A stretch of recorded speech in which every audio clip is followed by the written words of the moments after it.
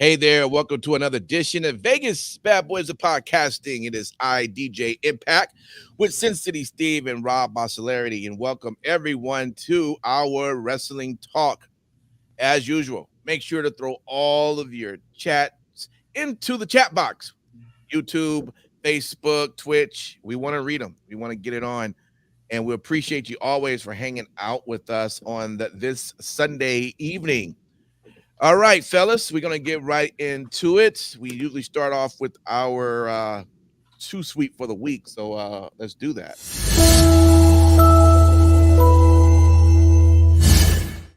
Well, to be completely honest with you guys, I didn't get a chance to watch as much wrestling as this week as I have been doing. This past week was crazy in terms of work what needed to be done.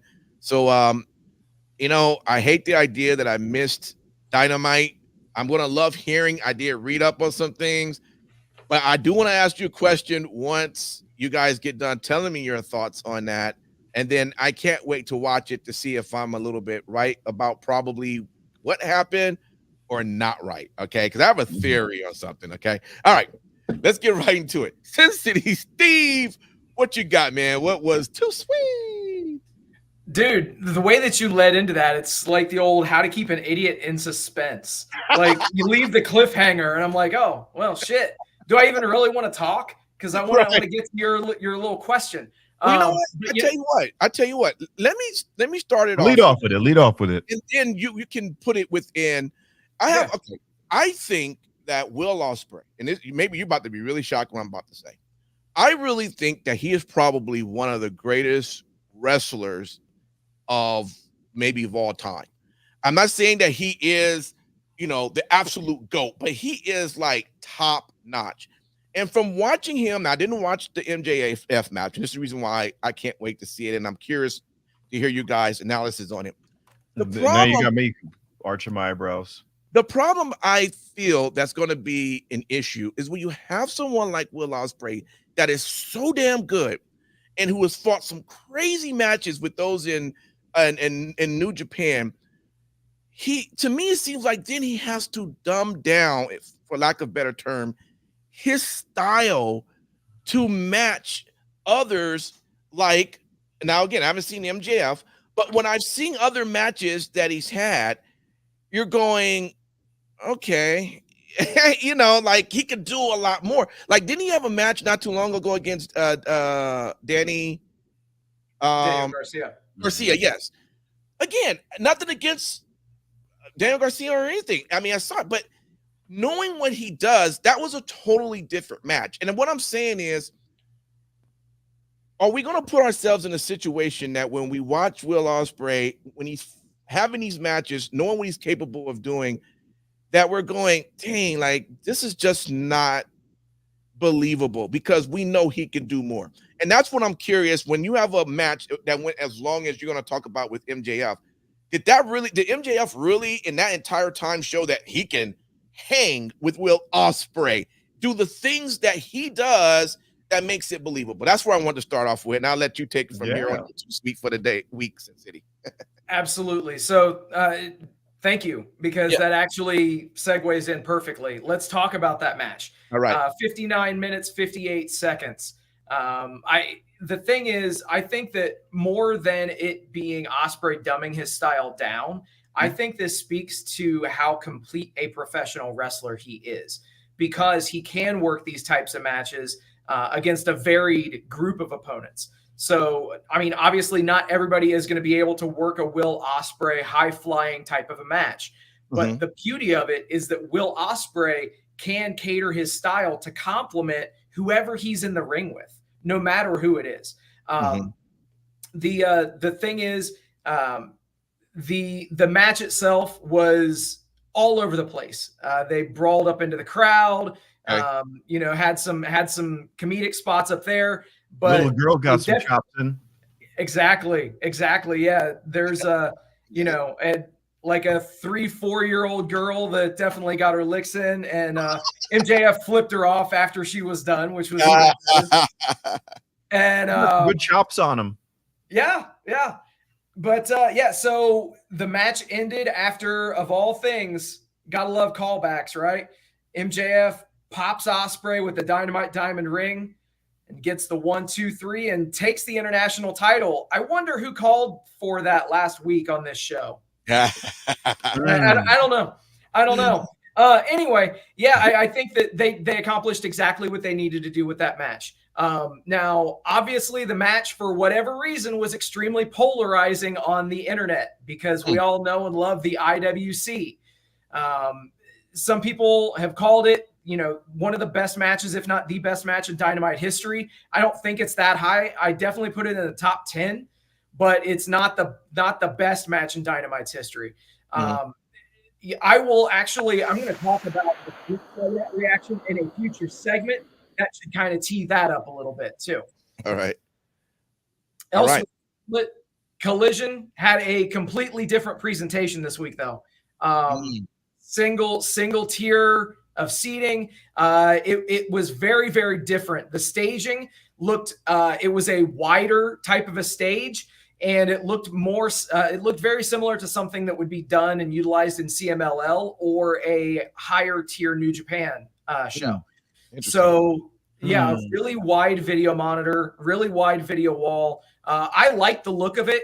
And they evidently, Tony Khan let the lease lapse on the Elton John song. So evidently Saturday night is not all right for fighting anymore. And we got some random, song that sounded almost on tier with Def Rebel. So yeah, fun times there. But yeah, Collision is in that venue until All In. So they're testing out a residency program. So they're actually going to be in the same building for the next 5 weeks. So they were working out some kinks with the audio issues, as I'm sure we'll talk about later. But they had about 2,000 people in the audience, but they had the crowd mic'd up enough to where it sounded like there were double, maybe even triple that. Okay, cool. So all right. Let's jump over to you, Rob. Too Sweet. What did you have for this week? First of all, the MJF match with Will Ospreay. Obviously, you covered most of it. The thing I will say is we're skipping out on TNA Slammiversary, and we have a new World Heavyweight Champion, Nick Nemeth. And it was an elimination match, and Moose got eliminated early on. And we have in that a new heel turn for the Walking Weapon. So, what? No, kick Joe Henry in the ball. I believe in Joe. Like I gotta go back and watch that. I've always been a Josh Alexander fan. He went heel, huh? Yeah. So, dude, now we have some really great stuff coming out of TNA, and it's making me wonder: were we elevating TNA to where it's like NXT TNA? That's what's coming, and it's getting better. It's getting better and better and better. The match on Dynamite was incredible, but I want to get into some what the fuck's on that one later. Because as good as it was good on one place and bad in somewhere else. So we'll get to that later. Okay, no doubt. I just to throw out there, I thought Raw did a good job, especially when it came to the promo between Damian Priest and Gunther. I thought that was done perfectly. You don't get to see a lot of promos, especially with Gunther in it. And it was just so well done from both that it really kind of finally got me somewhat excited about seeing this match at SummerSlam. So very good job in how they presented that. And then come after that, Priest end up taking down Braun. I'm like, okay. So, they're building up Priest as best as they can. And, listen, it's good to see that he finally did get the belt. I think he's doing the best as he can with it. I have nothing. He's doing good for a guy who lost the belt and was allowed to keep it. But anyway, that was a great segment that I enjoyed from Raw. Also, there was also a match. Well, if I had to give a Too Sweet on match, it's a tough one for this week. Now, again, I didn't get to see throw Dynamite in there, and I didn't even really get a chance to see NXT. But the Sami Zayn and Ilya Dragunov, I like that before, of course, it got interrupted. And the best one I love was on SmackDown, Carmelo Hayes and El Idolo Andrade. I thought that those two matches were really good from this past week on WWE. Great storytelling, but overall just fantastic matches. So that's where I stand on that. All right, but who needs the love out there? We need to find out, and let's get right to it.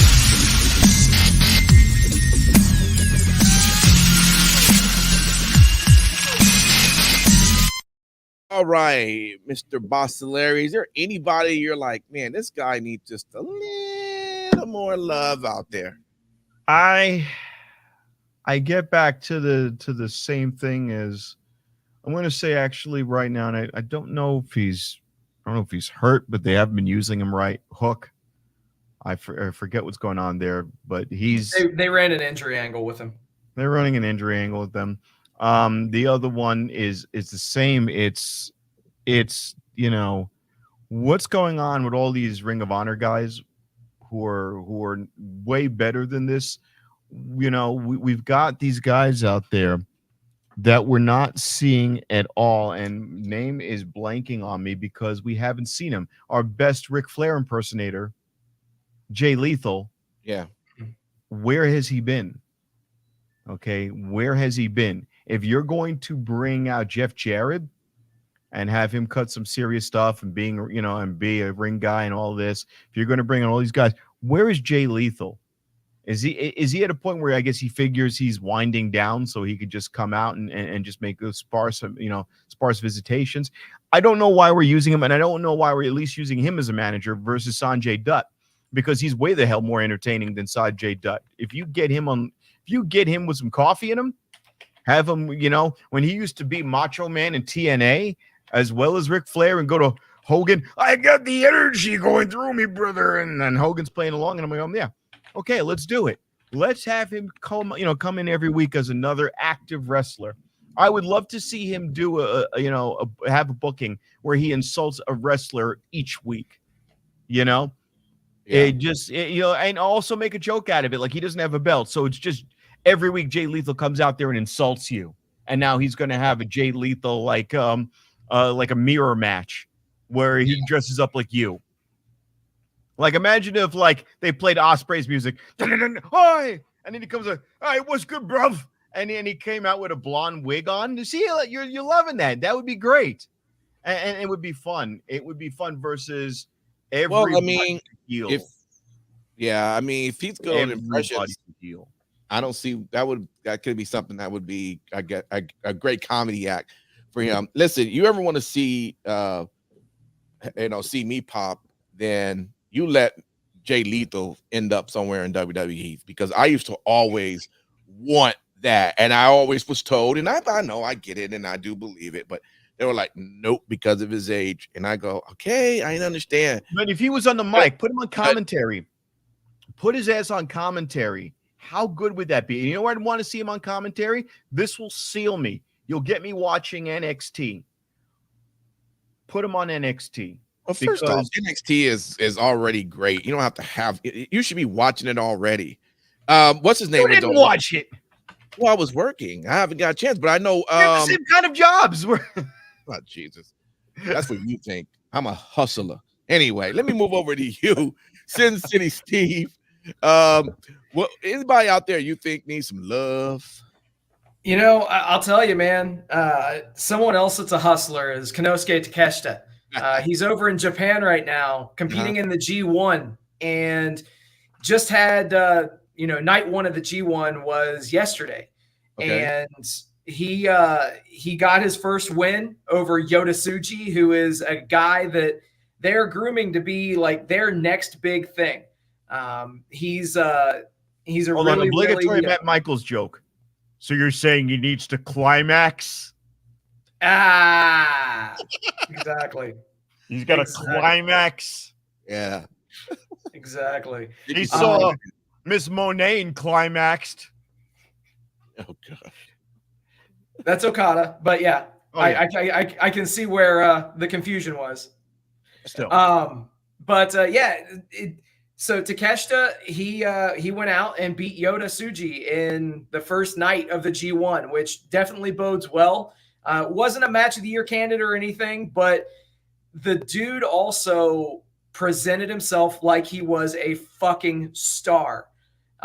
He got some good presentation from New Japan, and they ran a press conference leading up to day one. And he was there in, an extremely nice suit. It looked like it was perfectly tailored for him. Looked like $1 million fucking dollars. And yeah, if they can do anything along this line in AEW after the G1, then I'm definitely on board, and I'm hoping that's the direction that we're going to go. Because did they pay the laser that ward off his nose? I didn't even know. I didn't even notice. But in any event, Takeshita needs some love. So yeah. Gotcha.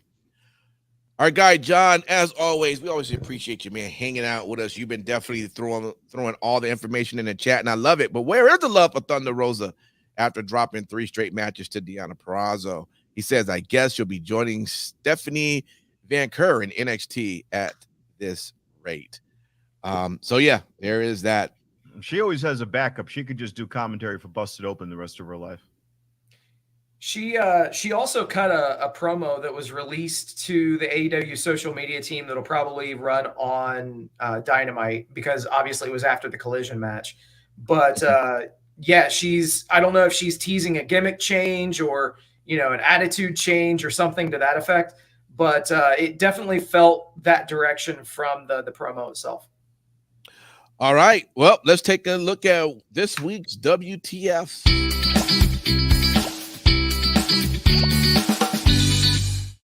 All right. I'm going to start with you. Sin City. Steve, did you find any WTFs this week? All right, man. Start the clock. Dude, it's 2024. First off, can the what chance please go the fuck away? What? I mean, this shit's been over 20 years. It's fucking annoying. Obviously the people at Dynamite bought their ticket. They can cheer, they can boo, they can heckle, and hell, they can even what if they like.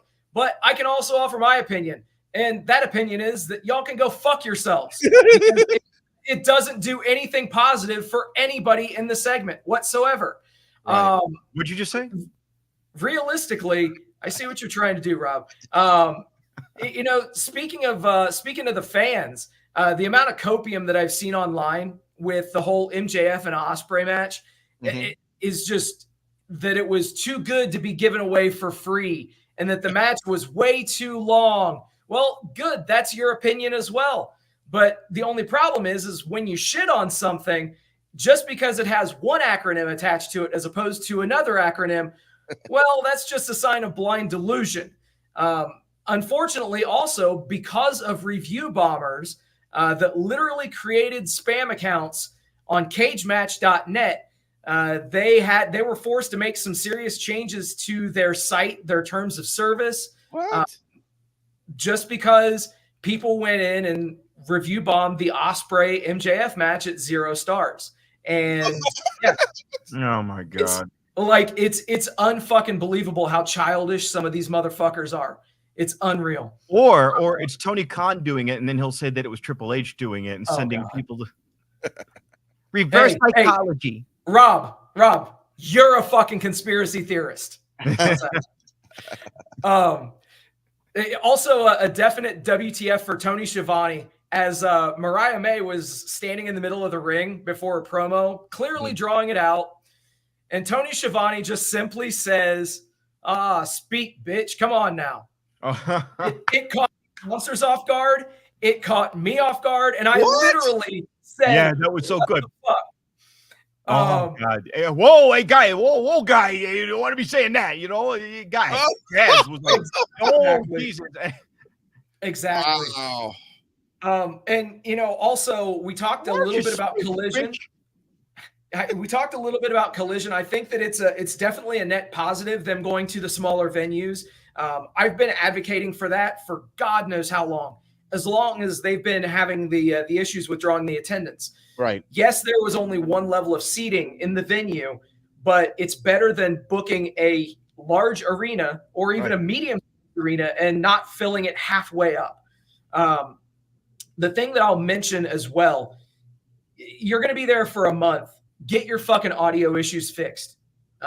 They always seem to run into audio issues at random times, and it was no different on this show. They need to fucking get this shit together. And then lastly, Mercedes Moné had an open challenge for the TBS title, and it got filled by Nyla Rose. Anybody with their right mind that thought that Nyla Rose actually had a chance of beating Mercedes Moné in this match was on a fucking another planet. The first match of Dynamite had the unpredictability factor, and then it was almost like as if this match was just a job match that was stretched out for longer than it needed to be. Yeah. So, yeah, and that's the thing is, I'm not saying anything negative about the effort that Nyla put forth or that Mercedes put forth. They both worked really hard. But again, when you go into a match and you know instantly who's going to win and who's not going to win, it definitely can take you out of the match and break that immersion. But in any event, what the fuck? Got you. I feel you there. John says, WTF to the MJF Ospreay match being longer than all 3 hours of match time on Raw combined. But is that an insult to Raw or is that an insult to Dynamite? 41 minutes. What wasn't it like 41 minutes of actual bell-to-bell wrestling on Monday Night Raw? I think that I saw that it was like 41 minutes of actual in-ring time over a 3-hour show. Yeah.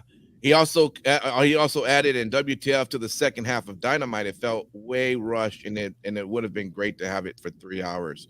So coming soon. Coming soon. All right, I heard it first. Hey, it's not a strange coincidence that AEW programming started showing up on Max for subscribers in France. Oh boy, there you go. Well, let me go over to you, Rob. What WTFs did you find this week in pro wrestling? First of all, the big match. There was controversy in the match with Ospreay and MJF because of the bad refereeing, and this was something said a long time ago. If you have a straight up match, not a street fight, not a false count anywhere, not a triple threat match, not a no holds bar, and you bring out a table and you put somebody through a table, the match is fucking over. Twice now with MJF have they done this, where somebody brings out a table inexplicably, somebody goes through the table, and the match keeps going. They did it with the Kenny Omega match and MJF. And I was watching this going, why are we allowing this? And then you're bringing it out into the fans. It's an Iron Man match.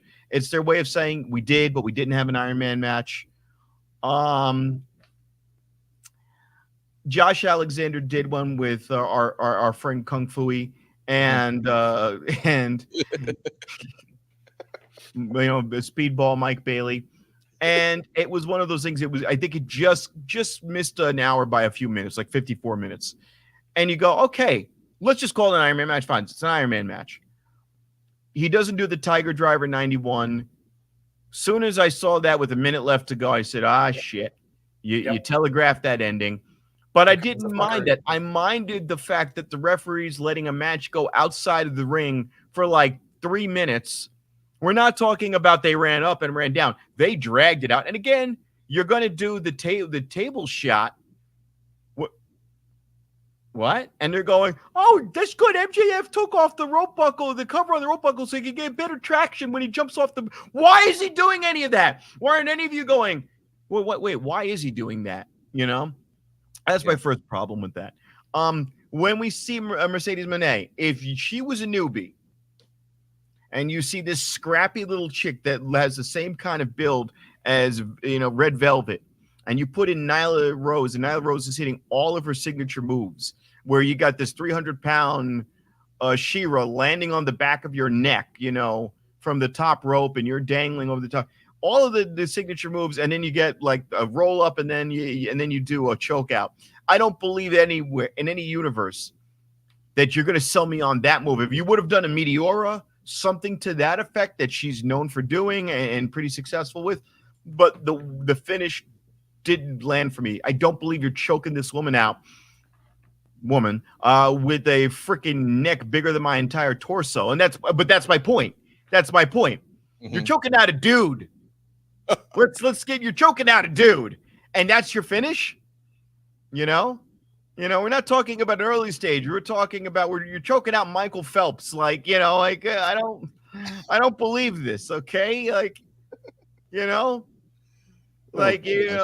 Marshawn Lynch. Hold on, Marshawn Lynch wants to be a woman tomorrow, and then Mercedes Moné is going to choke her out. Get the fuck out of here. I'm not buying that. Make the move. Make it believable. When they had Sammy Callahan fighting Tessa Blanchard, she was executing moves like the Magnum. She was executing moves where she's flying from the top rope. She's letting momentum take her. She does not have the weight advantage, so she's using momentum to carry through half the damn moves, and she sold it. I believed it. I do not believe that you're choking out Nyla Rose. What the fuck is that? I got you. All right. Let it all out, is what they say in the WTF portion. All right. We're going to move over to the next, though, which is the Lookout. I know there's some things we're excited to look out for, so let's see.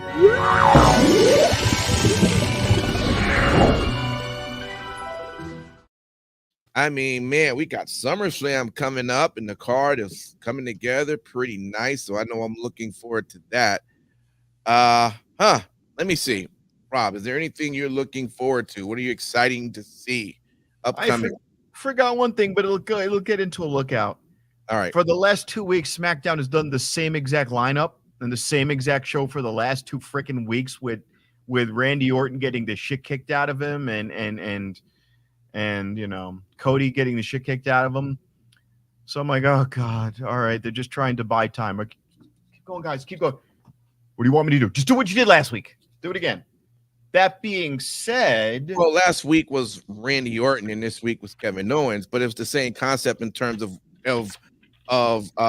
Cody watching them do what they did. Right.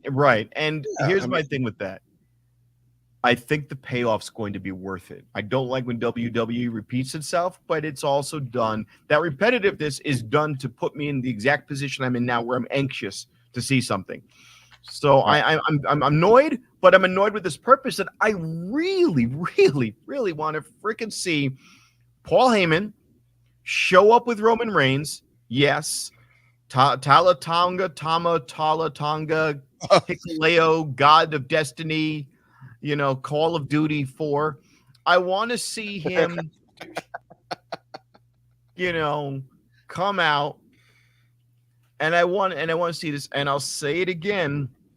And the other thing I want to see is if you were going to have this woman who has, I think, some talent in the fact that she's kind of a bruiser, and Nia Jax, and she's butchering these women in the ring.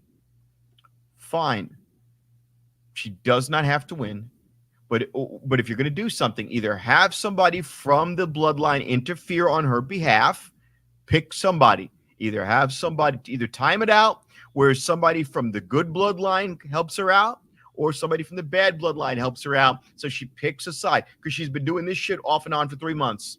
So I want to see her in some iteration of the bloodline as a women's bloodline member, as the auxiliary Revolutionary War women's chapter of the bloodline. I don't know what you want to call it. She has her own storyline right now. Yeah, but it's fine. But she's not going to go anywhere, because here's the problem. She sucks on the mic. She's never going to be good on the mic. So the only thing I can hope is either someone's going to help her win, and then she has a mouthpiece, kind of like when Bobby Lashley had, freaking Leo Rush.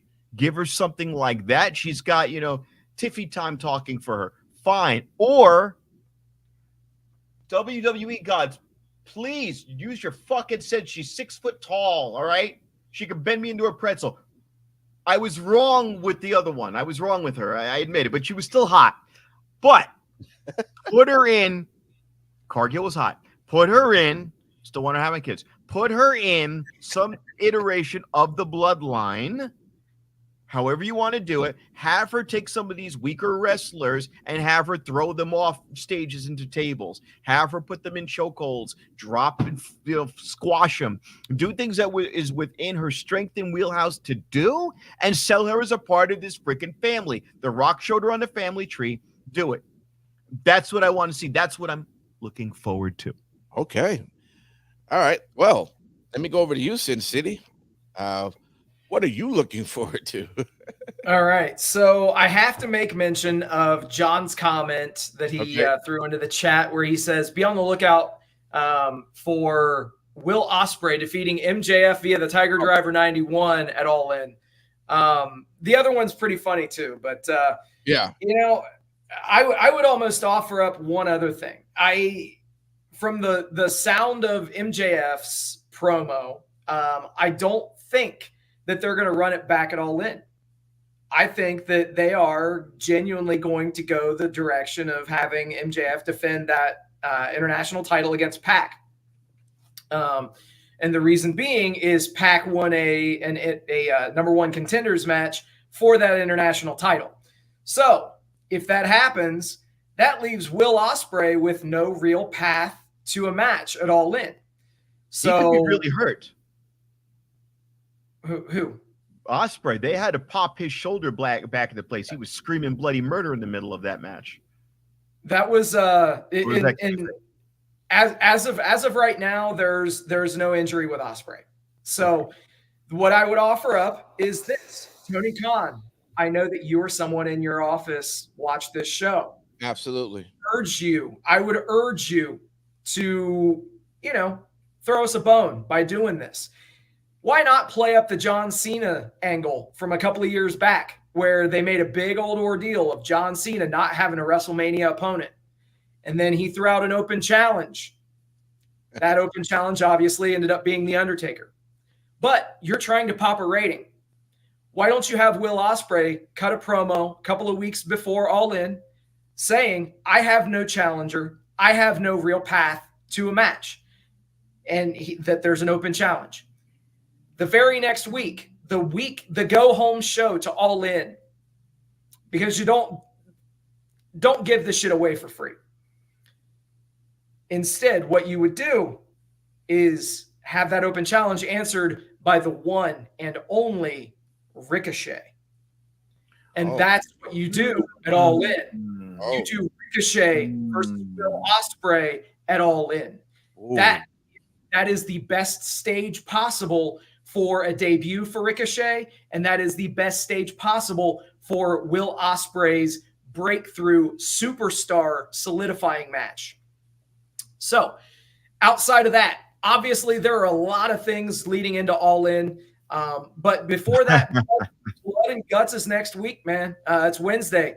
Swerve, The Acclaimed, Mark Briscoe, and Darby fucking Allin somehow versus the Young Bucks, Hangman Page, Okada, and Jack Perry in that double steel cage.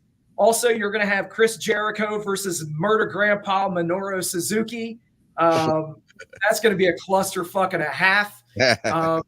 And here's why we won't be getting Undertaker versus Undertaker, John.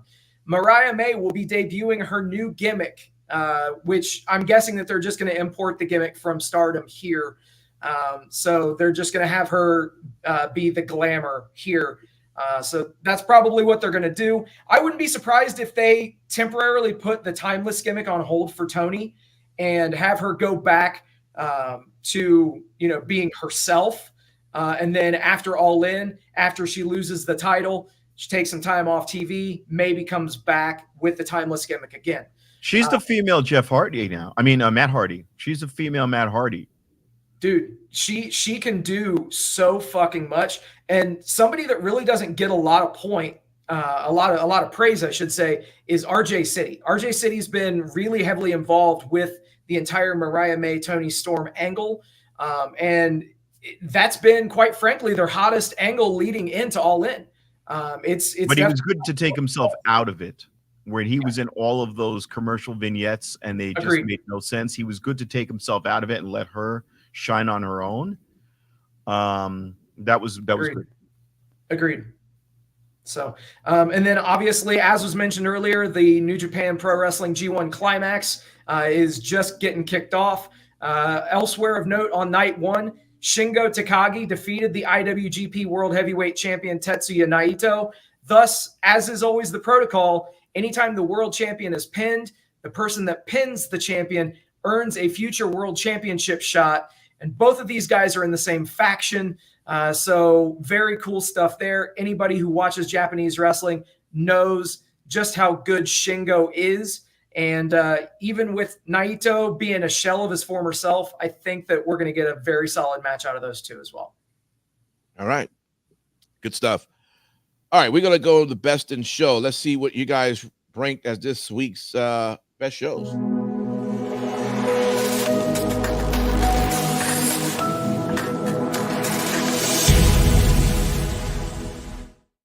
You know, I have to mention whenever there's not having Matt Michaels on the show eliminates a lot of WWE talk.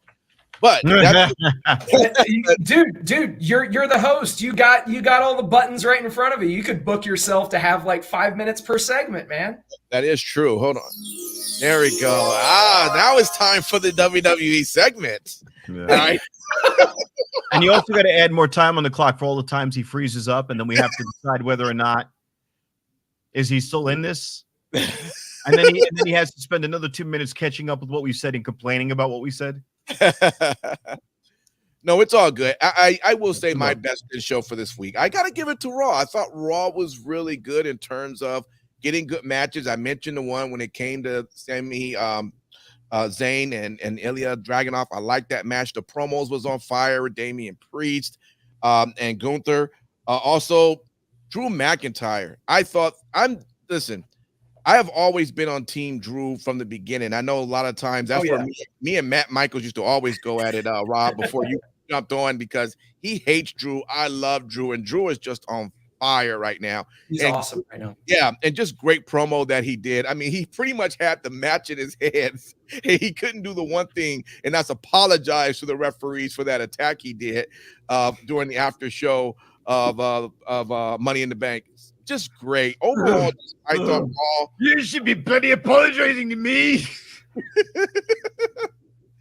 You know, screwing me over and over.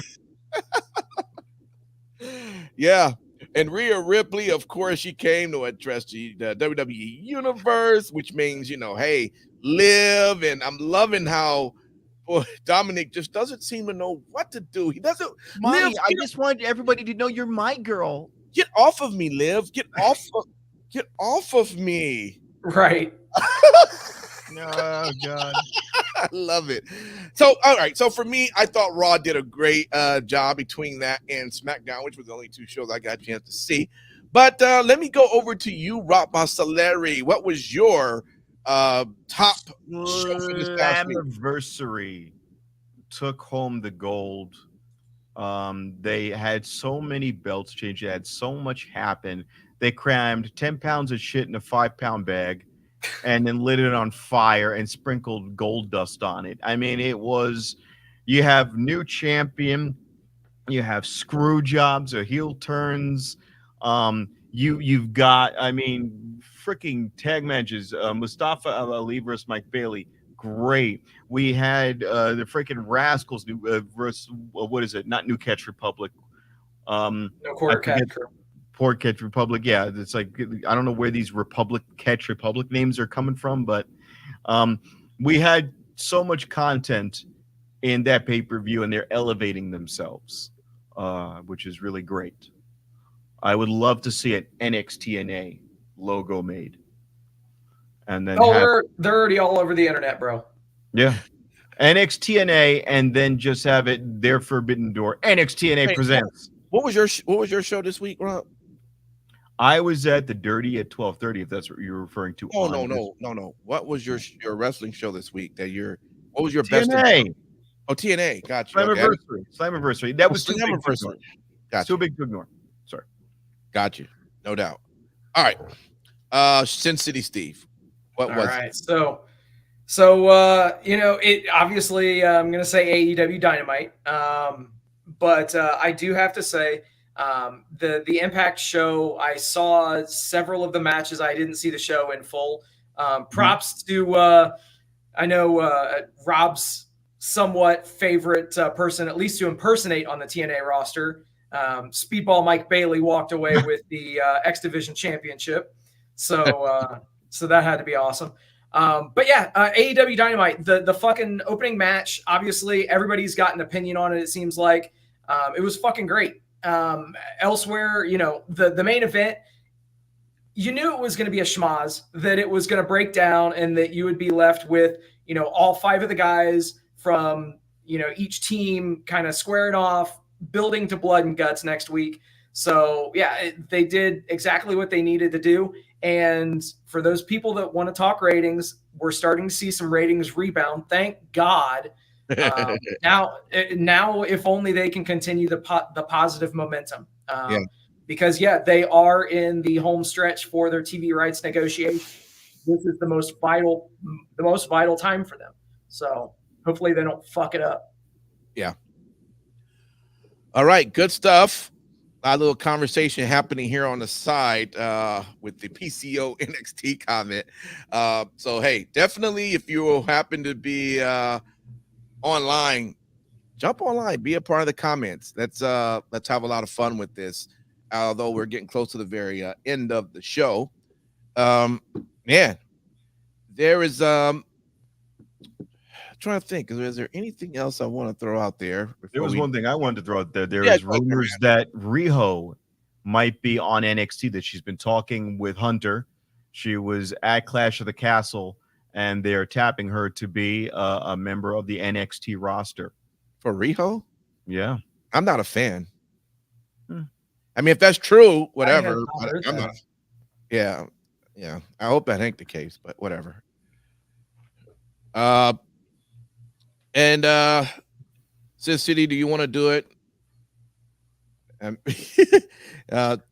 think Travis. I think Travis want to challenge your ratings rebound. Do you want to go there, or you want to? No, I think he was. I think he was talking about Riho thing. No, well, that's that. But he had mentioned. All right, go ahead. Yeah. So I mean, dude, their ratings just a month ago were in the shit, and they're still in the shit. But any port in the storm, any positivity that can be, claimed, they're going to try to fucking claim it. And it is what it is. Well, they had a little bit over 700,000, right? It's still good numbers. It could be. They've had much better. They've had a million here and there. Absolutely. Cody actually had. He kind of took the mask off a little bit in his interview with Chris Van Fleet this week. So he made mention that AEW has run off its fans, which I will not deny that whatsoever. If you look at it, numbers don't lie. Sure. But who's to say that they only have to continue in one direction? Right. That's ultimately what I'm trying to get across with this. Right. Is yes, you can course correct. Yes, you can make changes, and that is something that they are doing. Dynamite this week was extremely hyper focused. Obviously, one match took up half your show, but even on top of that, the things that were presented were extremely focused. Generally on Dynamite, you'll have 12 intersecting storylines, or things that they've trying to put together, 12 different segments, a lot of craziness and chaos. But it seemed like as if the last couple of weeks, things have been a lot more concentrated. They're drilling in on fewer storylines and actually giving them time, giving people more time on the microphone, allowing those characters to start to be developed. So that they're making some changes. And right there. Raw is course corrected post Vince. Absolutely, they have. Absolutely, they have. Because there was a time when Vince was running the show, when the points were it looked like as if they were about to intersect as far as the viewership numbers, and good for WWE. As a TKO stockholder, I am happy that they reversed course. I have no problem saying that shit. Yeah.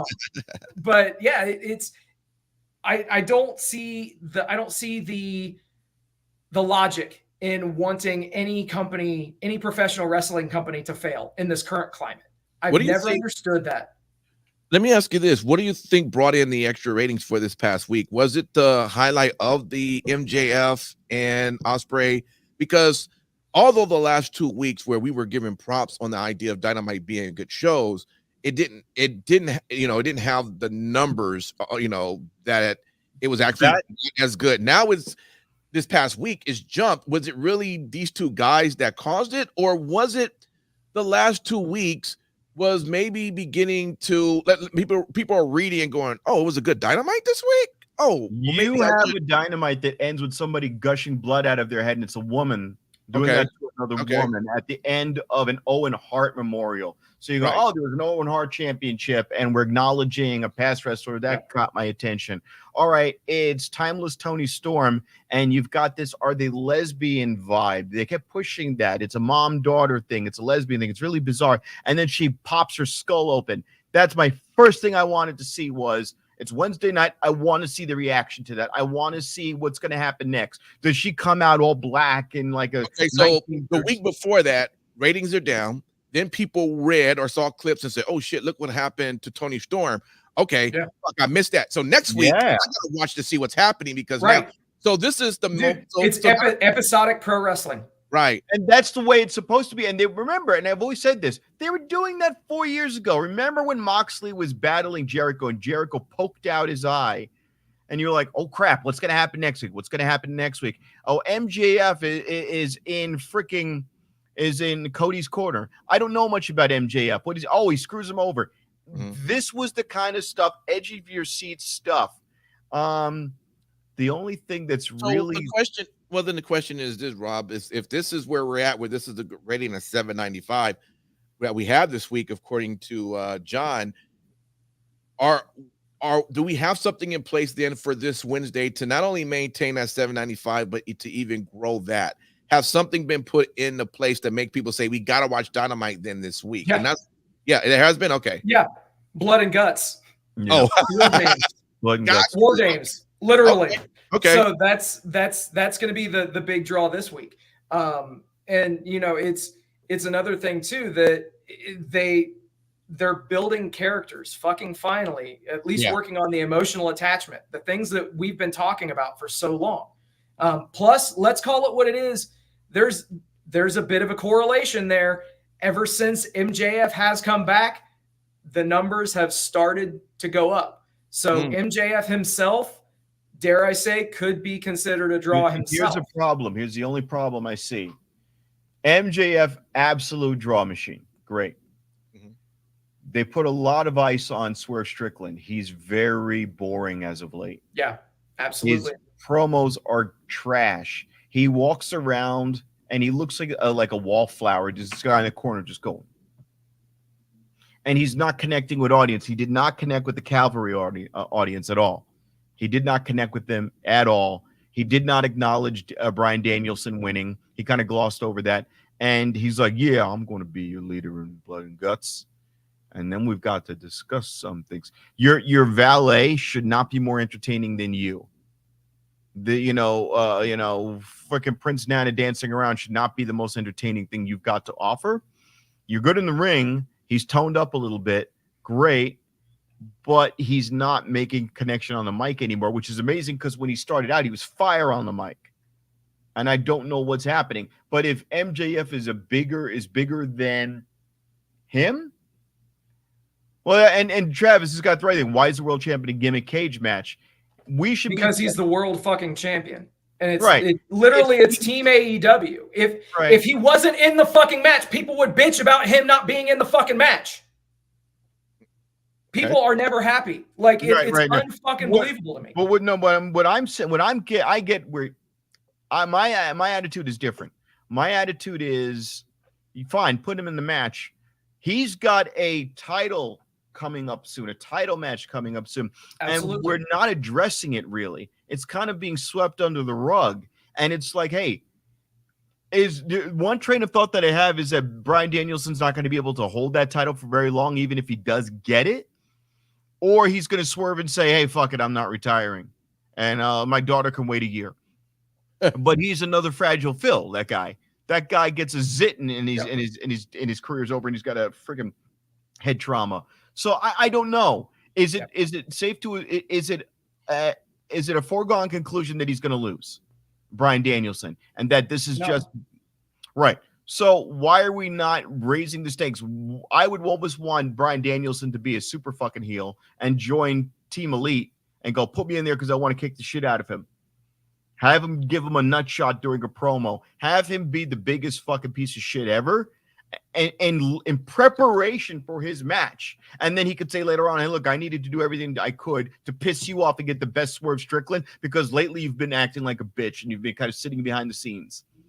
Because when they had Moose, they were putting Moose on a throne at TNA and giving him a crown and having him draped and shit. This guy is just sitting there going, yeah. I'm like, well, what is that? Yeah. And don't get it twisted. I don't like Damian Priest's. You liked that promo? I didn't like that promo. That promo was it was less about Damian Priest and was more about Gunther being, I used to be a fat shit, and now I'm not. And I was the longest reigning Intercontinental Champion. I didn't get it all. And then Damian Priest just sits there with a smirk on his face because he doesn't have much to say. He's another one. He came in hot fire, and now he's the champion, and he's boring. He's more of a babyface the way he's behaving lately. He did not know. I didn't have a problem with the promo. I thought the promo. It was a Gunther promo, not a Damian Priest promo. It was about Gunther citing why he's accomplished so damn much. They've pretty much 86th Imperium when you really think about it. There's no Ludwig Kaiser. It's just Gunther, and Gunther never needed him. So Gunther can come out on his own. He can bring back his his lackeys later on if he needs to, but he really doesn't need to. And the thing with Gunther is he could be a good heel, whereas Damian Priest is now in this thing where he's been in this group for so long that they've lost their way. That's why it's funny when Rhea Ripley goes, why is Carlito in the clubhouse? And I'm like, wait a minute. When is this group of violent people? Why do they call it a clubhouse? Disney has clubhouses. Fine. My apologies for not knowing about Kaiser being injured, but you can go with or without Kaiser and still have shine on Gunther as a believable, arrogant heel, whereas Damian Priest is just kind of cracking jokes all the time. Okay. Well, I hear you. And I appreciate everybody for hanging out with us because we're going to get ready to end this puppy. All right. And we'll do it all again next week. We'll have blood and guts to talk about and everything. Blood and guts like a Nyla Rose surgery.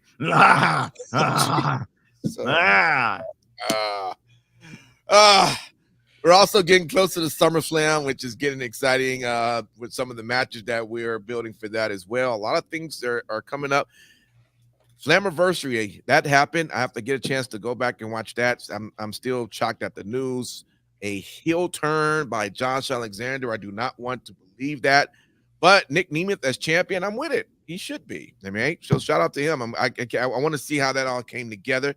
I got to catch up with some things, but fellas, it was always good to see you. I'm going to give you your final thoughts. As always, everybody, let's do what we can to enjoy pro wrestling and respect and love one another because, hey, life is short. Don't need to go through life being angry. So let's just try to enjoy what we do, all right? Just something to keep in mind as we take it week from week or day by day or some of us hour by hour. All right, final thoughts. I'm going to give it to you, Sin City Steve. What do you want to tell everybody? All right. Thank you guys for hanging out with us tonight. Thank you for liking, sharing, subscribing, doing all the stuff that you guys do. We appreciate each and every one of you. Also, a very special shout out and thank you to all the brave men and women serving this country, whether you're doing it on lands foreign or domestic. Thank you for doing what you do so that we can do what we love to do. Last but not least, repsports.com, reppsports.com. Go there for all your pre-workout, weight loss, general energy needs. Repsports.com. Use promo code Vegas at checkout. Save yourself 15%. Awesome. And Rob, man, this past week, I could tell you've been doing a lot of work out there in the comedy scene, man. Hey, if you guys want to see this guy, you got to come check him out when you're in Vegas. I just performed at the Dirty at 12:30 at South Point. About 300 plus people. One of the greatest shows I ever got a chance to do as well. And 2 hours earlier than that, I was at the New Woo dispensary performing to about 100 people. Just absolutely freaking great. My thanks to producer and comedian Gabe Lopez for giving me that opportunity. They got to say Donald Trump like they've never said it before, believe it. We told some incredible stories. So you did that at a dispensary? Yeah. So did people really think maybe he was there? You know, the funny thing about that was they would not let me leave the green room because they didn't want me to. They didn't. The producers said, "Don't leave the green room. We don't want anyone to catch on to what you're doing beforehand." Which a couple of times I'm running around with this makeup on, and people thought I was in blackface. And so I'm running through the halls of this dispensary because there was no sink in this. It was an Aero. It was like one of those Aero vans outside, and it's like one of those little things, and there's no anything. So I'm running through with this makeup on. Thing is, I have shoe polish on my head because I also break into Obama. So this looks ridiculously bad. This looks really bad, and I'm running through in a suit with shoe polish and my bronzer on. And people just they don't know what to do, how angry to be. But every time I told a joke, there was like a 3-second delay, and it was laughter, but it was like 3 seconds later. So I'd be like, very, very, very, they take to me. That's how that is. That's a dispensary performance, though. So that's the way it should be. It's on right timing, Rob. You just don't know. Exactly. Excuse me. First of all, I'm very concerned for our nation because I have an opponent who bleeds once a month but never dies. Oh, Jesus. Okay, so everybody, we thank you for hanging out. We will see you next week. All right, and with that, peace.